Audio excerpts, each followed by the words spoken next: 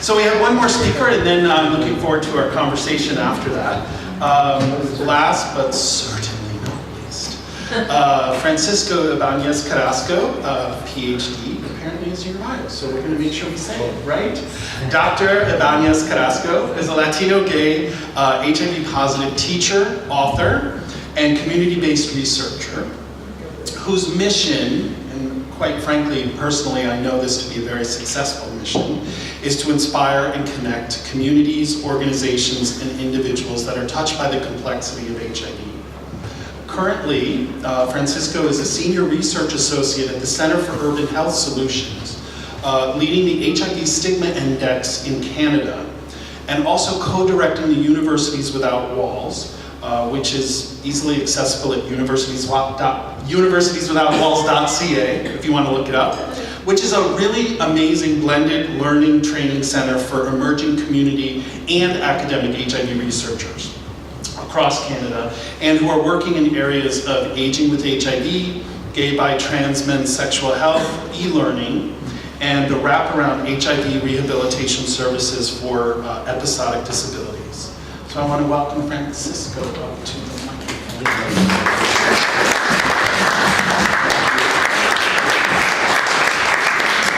Folks, you must be really tired of this, so I'll make it short and sweet because I am actually tired. It's been a long day. I get up at 5 and I'm hungry and I'm horny, so I needs to happen fast. So I want to let you know that a great deal of the ideas that I'll be kind of just like spewing out are in my book. Yes, do not adjust your lenses. It is a cock in the cover, and it's called Giving It Raw, Nearly 30 Years with AIDS, and is the only cis male book published by Transgress Press in Oakland, because I'm very bitter about this. Canadians did not want to publish me, and I tried for it. So, but hey, go Americans! They can be a lot of things, but we are Americans, and alternative Americans are kind of wonderful that way. Okay, so ideas about aging and that are very, very idiosyncratic, because of course I have a very atypical life. I mean, I came kind of from nowhere. I've never really had a family. I've been, usually we're talking a lot about people who are predatory because they're old with young people. I was very young and very predatory of old people. I mean, I was 15 and I was pursuing guys in their 40s and so yeah, I'm anti-Christ as you see it. So in 3 ideas that I want to just, you to please keep in mind from me. One, that I believe that media and technology and design will actually make our aging better, and I think this is across the board, but as an old or aging gay man, I think this is to be true. I think I've seen and I saw as I grew up in Chile. By the way, how many times do we have 3 Latinos at our house? Yeah. In the same and 2 from Chile. That's like, well, all those people. But we signed the NAFTA, so just saying. So technology, I mean, I saw as I grew up a lot of folks, we used to, in Chile, which has come a long way, right, in terms of a lot of different rights, including women's rights. We were the last ones to, have abortion, but still not fully, and what is the other thing, divorce. But we used to stash away our elderly and disabled and queer and stuff like that, right? And at the same time, in an incredible paradox, there was always kind of the queer of the town, right? So Latinos had always this way of kind of hiding, but also elevating queers in other ways. So, but a lot of isolation, which I think has been, I'm not saying resolved, but I think it's a different kind of isolation now. I find it very shared isolation, that I am stuck on the freaking, I'm not on Grindr really, but I'm on like Scruff and all those things, and I know for a fact that every other person my age and younger is still stuck behind a screen. So that's kind of a different kind of isolation that we'll see when we're old. Do you know what I mean? Like before I was just stashed away in an apartment. I mean, at one point I became HIV positive when I was 22. So at one point I was dying right on the 10-year mark and very lonely. I wish I had, you know, like internet and, well, I had internet, Eudora. Can we say Eudora? Do you remember Eudora? Thank you. So half an hour you would go and prepare your dinner, come back and look at it. And so no way of hooking up, right? There's no hooking up there. Now it's like, oh, this took 2 seconds, it's too slow. But I truly believe that design, technology, and media will make some things much better, if not different. The other thing, I was listening to this program on CBC, and I believe everything they say on CBC about everything. You know, about this this residence for Alzheimer's. I think it was in Denmark or something like that, and it was just beautifully created and beautifully staffed, and it had all this kind of circular garden. So when you know, my mom had Alzheimer's, by the way. That doesn't, you know, allow me to make jokes, but I will anyway. So, you know, you go out of the door and you walk around, but the roads bring you back to the door, the front door. Fantastic, so you don't get lost. I tell you, we queers pioneered that. We created bathhouses. Right? It's design. You go in the bathhouse, you take your, whatever it is, you take your T, your P, your G, whatever, right? And off you go, like for hours and hours and hours. You never get lost, you're safe. We created the concept, I'm serious. And off you go. And at one point you come down and someone takes you out, right? But in the meantime you have fun, you don't remember exactly how many people you had some loads, you can't count them because you don't remember. The point is, let's be happy about media, technology, and design. Second, I think there will be a tension between thriving and surviving. I think we are, I mean, I am a born-again Canadian, totally. I believe in this country, I believe in, you know, yes, countries move slow, yes, you know, we don't have this and that. You know, I'm a grateful immigrant. I think we're moving in the right direction constantly. But I think, yes, we will have a great number of people like myself who did not have the chance or the stamina or the privilege, the starting privilege, the social capital to get a job and to stay in a job. We have what some folks have referred to as the lost generation of people with HIV who have been on ODSP or welfare, however you call it, for a number of years, and they're very lost. And but some of them are not, and they're thriving. They managed to volunteer under the table, you know, to do a great deal of things. So it is a tension. I think we're going to have to live it.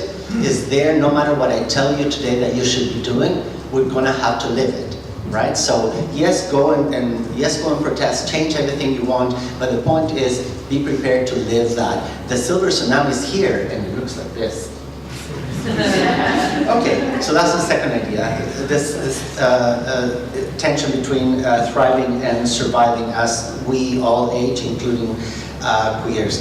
And the last one is, the third idea is that we need to really find a balance between the new ways and the old ways. Now, nobody's offering me a glass of water, it's terrible. But it's okay. It's an academic institution, probably.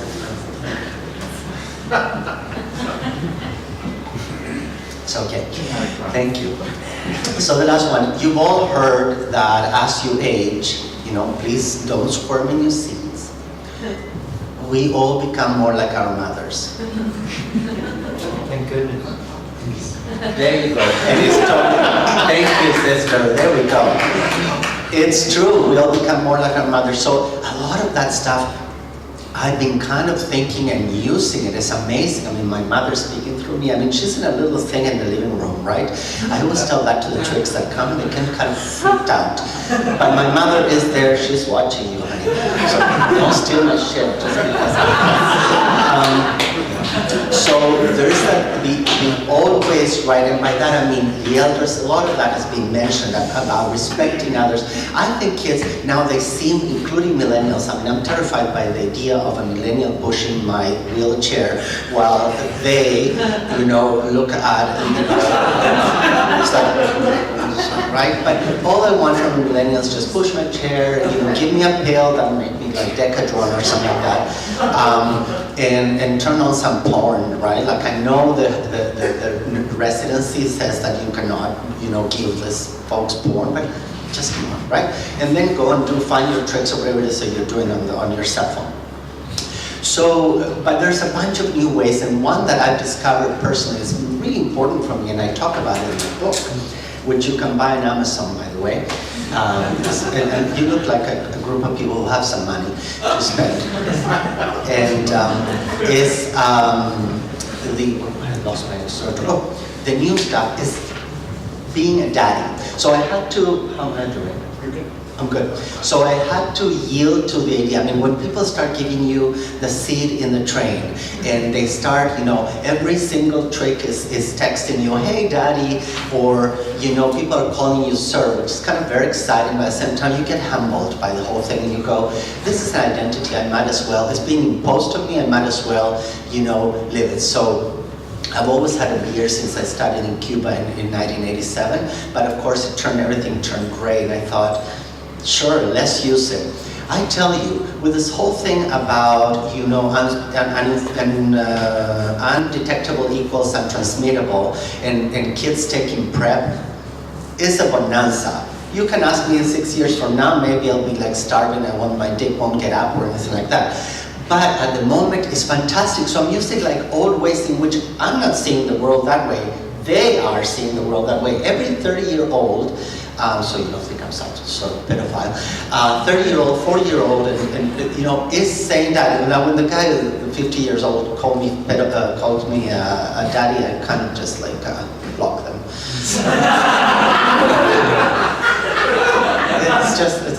No, honey, you're 50 years old. Where it depends, you're not a daddy. I mean, you're not a son, right? No. But there's something in that, and so I've started to write, and at one point I'll have it published, the 10 steps to daddydom, just some things that we need to accept, and I understand that we're always struggling with our identity, especially as we age. But you know what? I'm embracing that. And I'm embracing things like kids saying, oh, do you want to hook up right now? And I'm like, no, honey, I take a pill to get up, I take a pill to go to sleep, I take a pill to get hard, I take a pill to go soft. You have to give me some time. So I'm not like, I'm ready, but I feel so confident about it, right? And this is what I hope that, and I know not everybody's at the same intersectionality, the same crossroads, and with the same kind of privilege, but I think we can work towards that, right? And I trust and I believe so strongly in young people and what they're doing today. I truly think they're fantastic. One thing that I do to remain, it's not only that I fuck young people, or I get fucked by them, actually most of the time they want me to be tough. That's whole other idea. But not at the moment, I'm actually seeing a kid who's fantastic and he's a top. Let's not go there. That's sort of like, that was a Wendy Williams moment. But all I'm trying to say is I really believe that and I know we like to point out the social problems and everything, but I think we've come up with an amazing generation of 20-year-olds, 30-year-olds, and 40 years old. I think they're so much better than we are. They're so much more open-minded. They're so much more fun. I mean, sometimes they don't remember the history. They don't remember that I was walking down Commercial Drive with Depends and nearly dead, and many of my friends died. Okay, that's fine. There's some things that I learned to forgive. This is why I'm getting old.